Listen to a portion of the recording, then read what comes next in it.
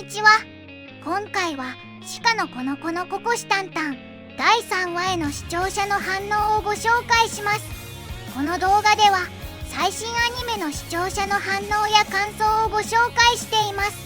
みんなの解釈や考察を知るとアニメ視聴の楽しみが増えると思いますので、ぜひ最後までお楽しみください。例のシーンか。ここが例のあれだったか。あれ PV のワンシーンじゃ。このシーンだったのか。藤田のアドリブって本当かね。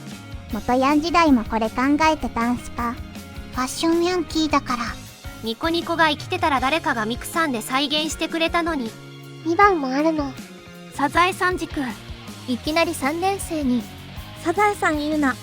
サザエさん時空って名前出してええんか。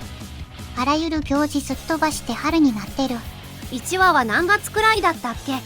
金髪の生徒会長がいるか。1話って2年1学期とかじゃなく結構秋とかだったんか。魔法少女に憧れそうな声がする。あ、これがマジヤベーゼちゃんか。見た目はずんだもんっぽいマジヤベーゼ。黄色のスカーフが1年か。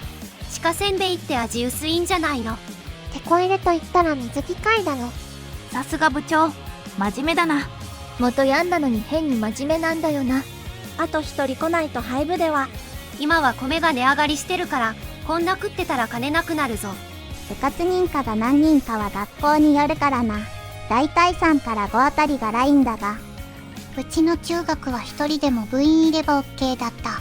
3話で一番鹿べらしくなってきたな。新キャラが。来週はマジ灰が来そう。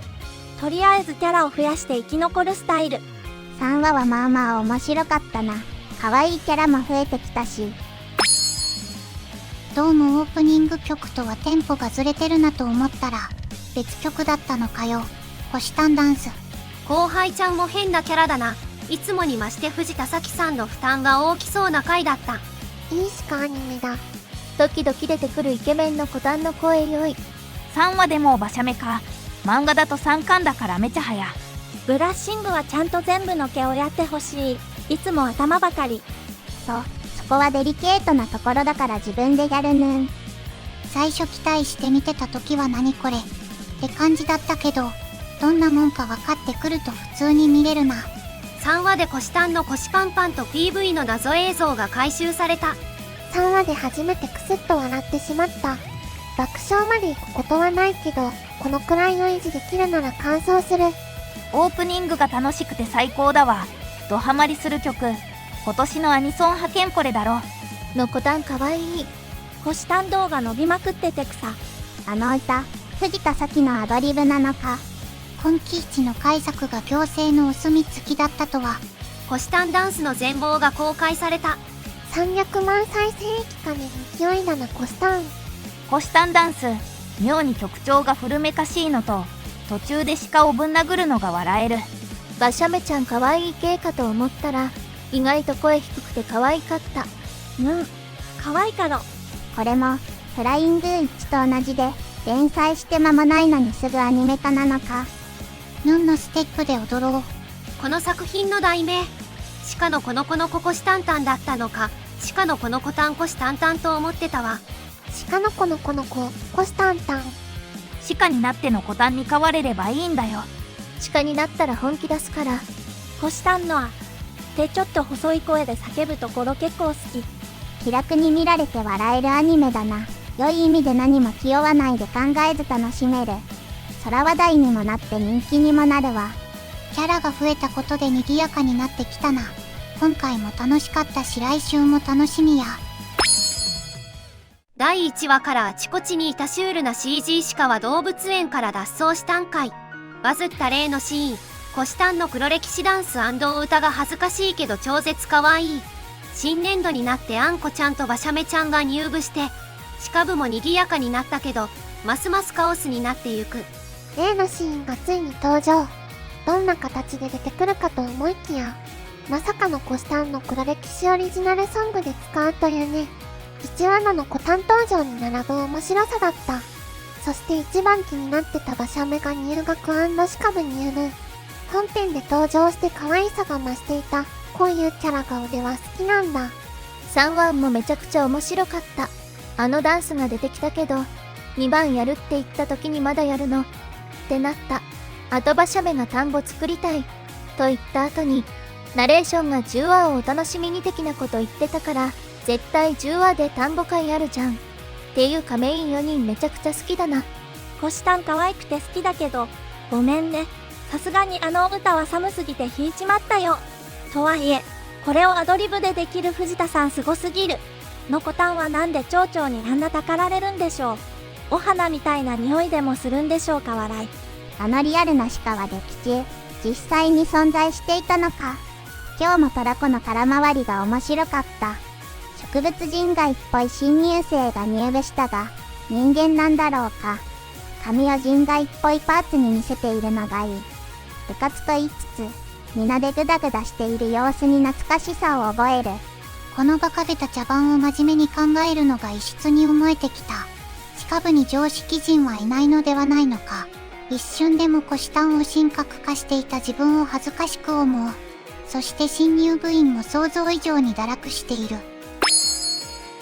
虎視眈のオリジナルソングやべえ。で尺も長え。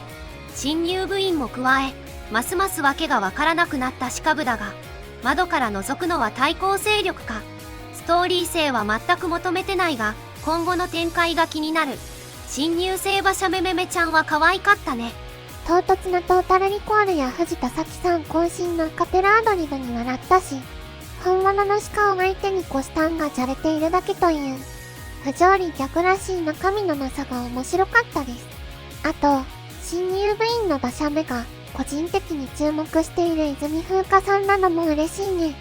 のこたんの相手だけでも手に負えてないのに、癖の強すぎる2名が新たに鹿部のメンバーに。部長のコシタン前途多難すぎる。鹿部部長でいる時のコシタンは、元ヤンの威厳も生徒会長のつつましさもゼロ。笑い。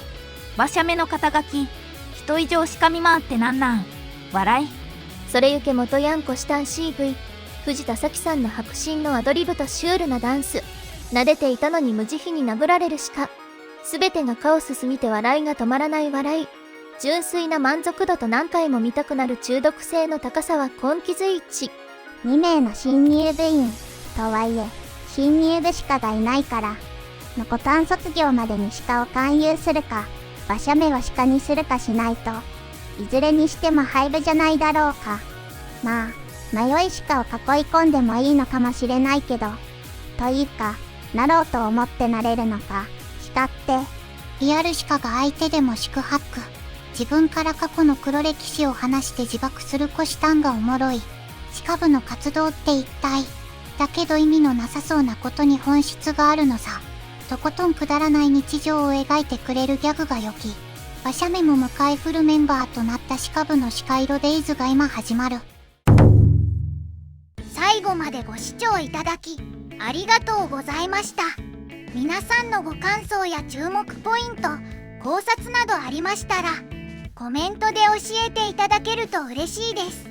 このチャンネルでは、最新アニメのみんなの反応や感想をご紹介しています。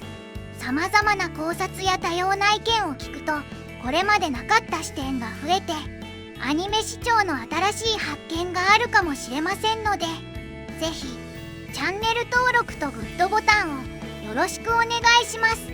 それではまた次回の動画でお会いしましょう。